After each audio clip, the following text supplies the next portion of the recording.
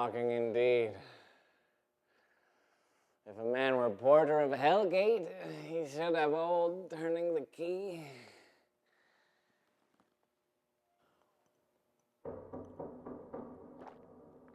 Knock, knock, knock. Who's there in the name of Beelzebub? Here's a farmer that hanged himself on the expectation of plenty. Come in time, have napkins enough about you. Here you'll sweat for it.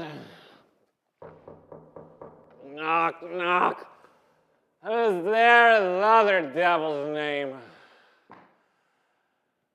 Faith here's an equivocator that could swear in both the scales against either scale, who committed treason enough for God's sake, yet could not equivocate to heaven. Oh, come in, equivocator. Knock, knock, knock. Who's there? Faith, here's an English tailor, come hither for stealing out of a French hose. Come in, tailor. Here you may roast your goose. Knock, knock. Never at quiet. What are you? But this place is too cold for hell. I'll devil porter it no further. I had thought to have let in some of all professions that go the primrose way to the everlasting bonfire. Anon, anon! I pray you. Remember the porter? Was it so late, friend, ere you went to bed that you do lie so late? Faith, sir, we were carousing till the second cock, and drink, sir, is a great provoker of three things. What three things does drink especially provoke? Marry, sir, nose painting, sleep, and urine. Lechery, sir, it provokes and unprovokes. It provokes the desire, but it takes away the performance. Therefore, much drink may be said to be an equivocator with lechery. It makes him and it mars him. It sets him on and it takes him off.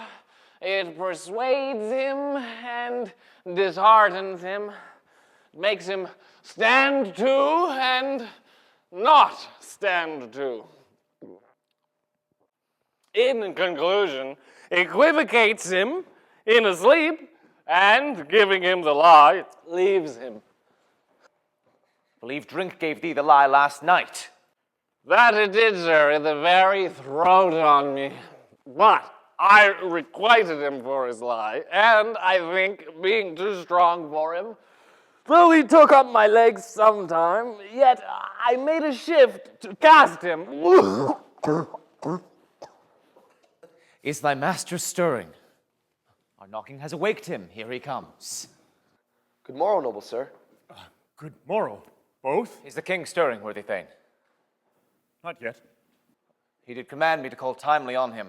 I have almost slipped the hour. I'll bring you to him. I know this is a joyful trouble to you, but 'tis one. The labor we delight in physics pain. This is the door. I'll make so bold to call, for 'tis my limited service.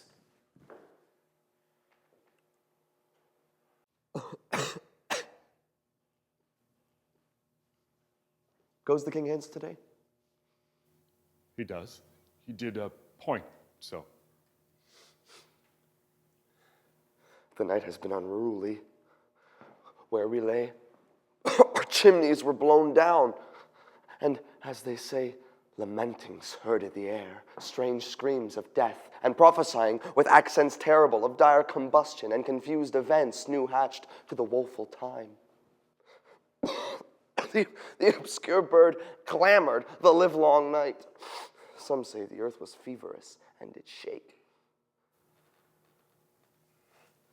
'Twas a rough night.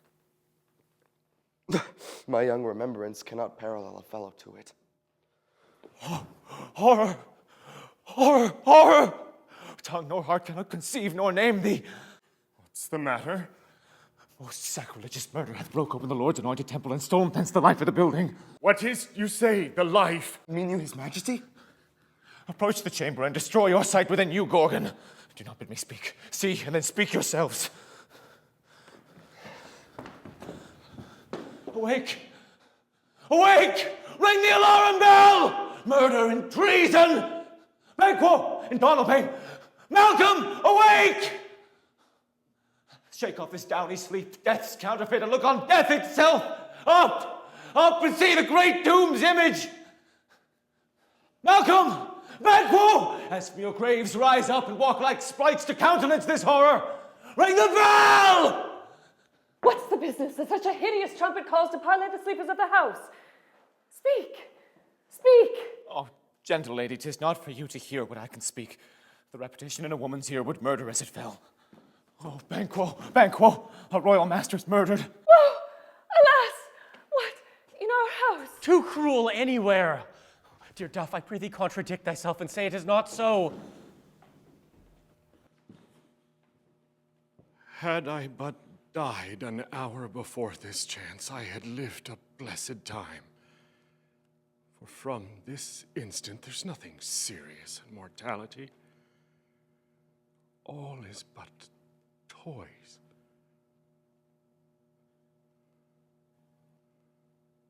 Renown and grace is dead. The wine of life is drawn, and the mere lees is left this vault to brag of. What is amiss?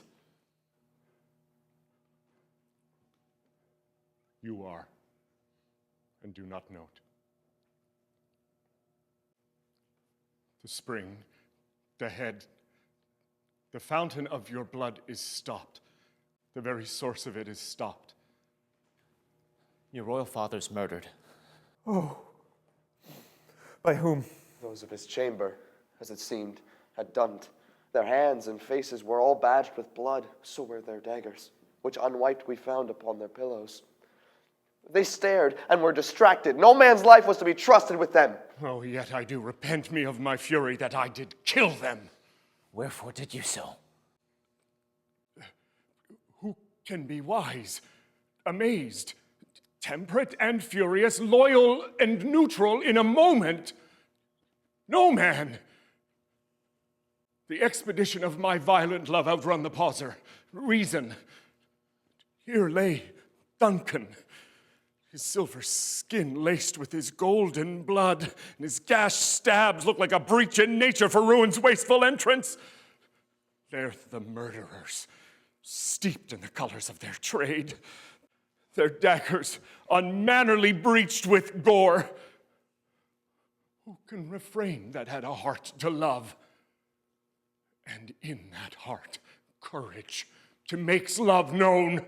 Help me hence! Oh! Look to the lady.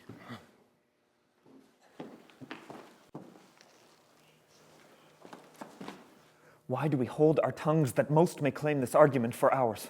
What should be spoken here? Where our fate, hidden in auger hole, may rush and seize us. Let's away. Our tears are not yet brewed. Nor our strong sorrow upon the foot of motion. Look to the lady. And when we have our naked frailties hid that suffer in exposure, let us meet and question this most bloody piece of work to know it further. Fears and scruples shake us. In the great hand of God I stand, and thence against the undivulged pretense I fight of treasonous malice. So do I. So all. Let's briefly put on manly readiness and meet in the hall together. Well contented. What will you do? Let's not consort with them. To show an unfelt sorrow is an office which the false man does easy.